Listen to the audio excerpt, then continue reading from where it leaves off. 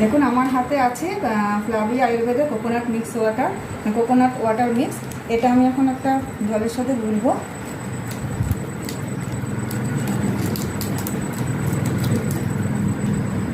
একটু ঠান্ডা ওয়াটার নিতে হবে। এই 1 গ্লাস জলের মধ্যে একটু উষ্ণ ঠান্ডা লাগবে, মানে অল্প ঠান্ডা। তার মধ্যে দেখুন আমি পুরো প্যাকেটটাই ঢেলে দিলাম।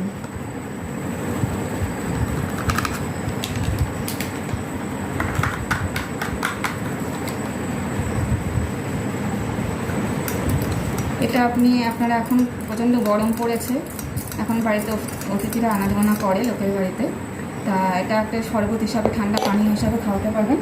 দেখুন এটা আমি আমার একটা স্টুডেন্টের মাকে দিচ্ছি, উনি খেয়ে কি বলে ওনার মুখ থেকে শুনে নেবেন।